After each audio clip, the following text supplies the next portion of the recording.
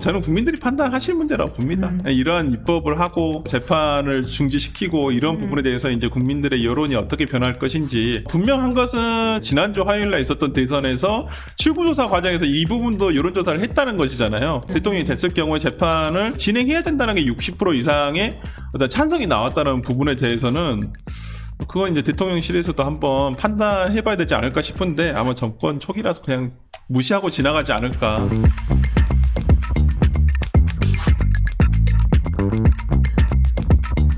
이화영 전 경기부지사의 대북 송금 혐의가 7년 8개월의 실형으로 최종 확정됐는데, 네. 이 대통령 측은 그동안 검찰이 소설이라고 했는데 사실상 대북 송금을 오케이 한 것이 사실로 확정이 돼버렸습니다. 네. 이 대통령 재판 과정에서 어떤 영향을 미칠까요? 그러니까 여기 이 사건 뭐 저도 잘 알지만은 이 사건에서 잘 아시죠. 누구보다 더 잘 아시죠. 이 사건에서 네. 이제 물론 이재명 대통령 측의 설명대로 이화영 씨가 당시에 경기도지사였던 이재명 도지사에게 보고를 했다 안 했다, 그리고 알았다 몰랐다라는 부분은 명확하지는 않아요. 이건 이제 재판을 통해서 밝혀져야 될 문제이고, 그래서 지금 이화영 씨 재판 자체가 가지고 뭐 이것이 직접 증거가 된다 이렇게 볼 수는 없겠지만 일단 결론까지는 난 거예요. 대북 송금이 있었다. 100억 원 가까운 돈이 북한으로 가게 됐고, 800만 불. 당시에 방북 비용 300만 불, 예. 스마트팜 지원 비용 500만 불을 줬다라는 것은 이미 사실관계, 네. 그 다음에 법적으로 다 확인이 된 거예요. 네. 그 다음 이제 남은 문제는 그거죠. 그러면 이화영 씨가 보고했냐? 본인은 보고했다는 진술을 한 바가 있고, 그걸 재판 과정에서 뒤엎은 바도 있습니다. 그렇다고 한다면, 당시 이재명 도지사가 이 부분을 알았냐, 몰랐냐. 이 부분은 이제 재판 과정에 여러 증인신문이라든지 증거관계를 통해서 확인이 돼야 될 문제이고, 그렇지만은, 뭐, 지금 이 사건이 진행이 될지는 잘 모르겠습니다. 과연 진행이 될 것이냐. 재판중지법이 지금 국회를 뭐 통과하겠죠. 통과한다면 이 재판도 중지가 그냥 될 것인지. 그 얘기 좀 해볼까요? 네. 안 그래도 김용태 위원장이 이 대통령을 향해 두 가지를 물었어요. 지금 재판 6월 18일 이제 공직선거법 그거 파기 환송돼서 다시 내려와야 돼, 다시 해야 될 그 네. 재판, 이 6월 18일이잖아요. 그거, 그리고 그 대북 송금 재판 받을 의지가 있느냐, 그걸 첫 번째 질문으로 내걸거든요. 의지는 없으시겠죠. 한민수 대변인 얘기했어요. 아니 이 바쁜데 가야 됩니까? 아니 그러면 네. 대한민국 사법부는 뭐가 되나요?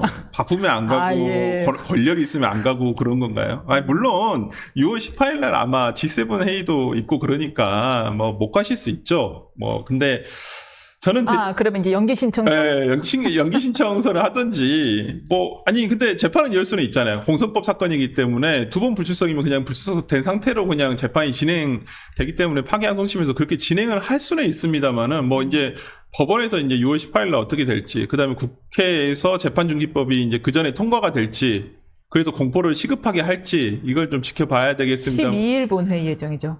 통과되겠죠? 통과는 되겠죠. 그래서 뭐 그렇게 뭐 재판정에 갈 거라고 생각하지는 않아요, 저도. 10일 통과될 테고, 그럼 이제 뭐 거부권, 제2요구권 행사 안 할 테고. 뭐 그냥 바로 즉시 공포하면 되지 않을까요? 즉시 공포하고, 즉시 그렇죠? 공포하면 바로 시행이 되는 거니까. 근데 글쎄요, 저는 네. 모르겠습니다. 이게 이제 저는 국민들이 판단하실 문제라고 봅니다. 이러한 입법을 하고 이러한 뭐 재판을 중지시키고 이런 부분에 대해서 이제 국민들의 여론이 어떻게 변할 것인지, 분명한 것은 지난주에 있었던 대선이죠. 벌써 시간이 꽤 흐른 것 같은데, 지난주 화요일날 있었던 대선에서 출구조사 과정에서 이 부분도 여론조사를 했다는 것이잖아요. 뭐 이재명 대통령이 되더라도 대통령이 됐을 경우에 재판을 중지해야 된다 그러니까 진행해야 된다라는 거, 진행해야 된다는 게 60% 이상의 어떤 찬성이 나왔다는 부분에 대해서는 그건 이제 대통령실에서도 한번 판단해봐야 되지 않을까 싶은데, 아마 정권 초기라서 그냥 무시하고 지나가지 않을까. 근데 그럼에도 불구하고 또 국민이 그걸 알고도 뽑아줬다는 거는, 그래도 일에 집중하세요. 국정이 더 중요합니다라는 메시지일 수도 있잖아요. 그렇게 해석하지 않을까. 이재명 대통령실에서는 아마 그렇지 않을까라는 생각이 들어서 모르겠습니다. 이 대통령의 이 84조, 그러니까 재판과 관련한 84조 해석 문제가 어떻게 해결될지, 아마 대통령실 입장에서는 이 부분을 정권 초기에 최대한 빨리 해결을 하고 넘어가고 싶지 않을까. 그렇다고 한다면 또 그 이후에 예를 들면 임기가 종료된 다음에 어떻게 된다는 것인지, 좀 그 부분, 그러면 그때부터 계속 또 재판을 받으신다는 얘기인지, 뭐, 잘 모르겠네요. 진짜. 어떻게 해결이 될지는. 그래서 이승엽 변호사 가는 거 아니에요? 아, 6년이잖아요. 이게 끝나댔잖아요.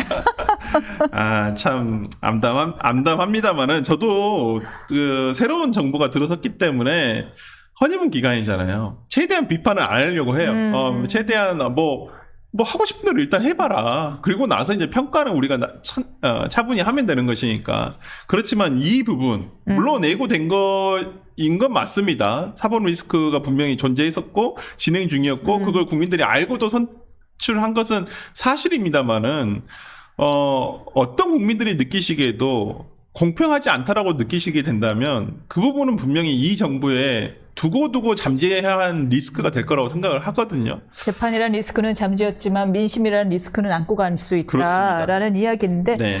허니문 기간임에도 불구하고 또 이제 김용태 비대위원장이 질문한 두 가지를 때문에 이제 여당이 민주당이 비판하는 건데 지금은 좀 박수 쳐줄 때지 벌써 그렇게 삿대질할 때가 아니야. 이런데 이제 첫 번째 삿대질이 재판 나오실 겁니까? 그거였고요. 두 번째는 방탄 3법 어떻게 할 겁니까? 그거 정말 처리할 것입니까? 거든요. 그게 네. 첫 번째가 방탄 3법이 무엇인지부터 좀 설명을 해주시겠어요? 네. 방탄 3법에 이제 네. 소위 이재명 대통령에 대한 재판, 사법 리스크를 이제 방탄하겠다는 건데, 이제 법원조직법, 대법관 수 증원과 관련한 법원조직법, 오케이. 그다음 재판중지법, 오케이. 그다음에 공선법이겠죠. 네. 이 행위 부분을 삭제하는 허위사실 공표죄에서 그것도 당선 목적 허위사실의 행위는 삭제를 하되 낙선 목적 이항에 있는 것은 행위는 빠지게. 나는 거짓말 해도 되는데 너는 하지 마. 근데 진짜 그렇게 만들면 안 돼요. 그러면 분명히 이거 위헌법률 심판 간단 말이에요. 평생에 맞지 않죠. 예, 이게 맞지가 않잖아요. 그게 행위 자체가 목적에 따라서 나눠지는 게 아니잖아요. 근데 그걸 나눠가지고 한다는 건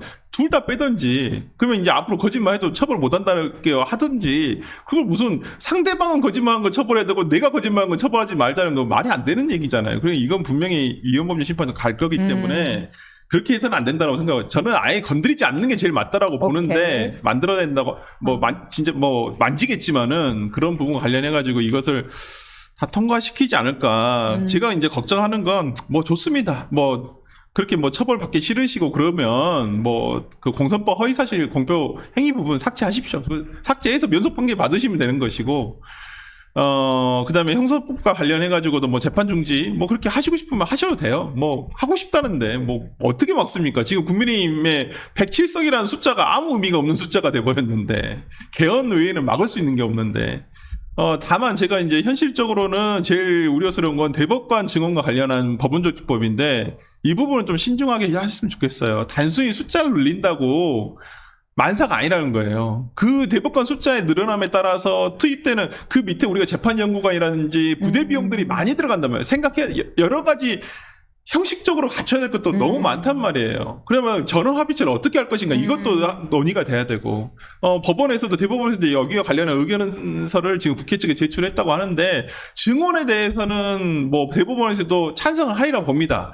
다만 숫자가 30명으로 급격하게 늘어난 부분에 대해서는 아마 저는 굉장히 좀 신중해야 된다라고 아마 얘기를 할 거예요. 의견서 내용을 대충 보진 않았지만은, 기존에 많은 논의가 있었던 건 사실입니다. 보통 4명에서 6명 사이에서 증언을 하자라는 설들이 굉장히 많았어요. 근데 지금 대법원의 그 사건 자체가 감소하고 있는 추세입니다. 늘어나고 있는 게 아니에요. 그래요.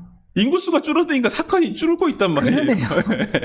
그러니까 저는 이 부분과 관련해서도 무작정 정말 지난번 5월 1일 날 있었던 파기환송심에 대한 보복으로서 대법관 수를 늘리겠다라고 한 어떤 감정적인 부분을 빼고 정말 이성적으로 생각을 해 주셨으면 좋겠다는 거예요. 근데 지금 민주당에서 지금 밀어붙이는 건 오로지 보복하겠다.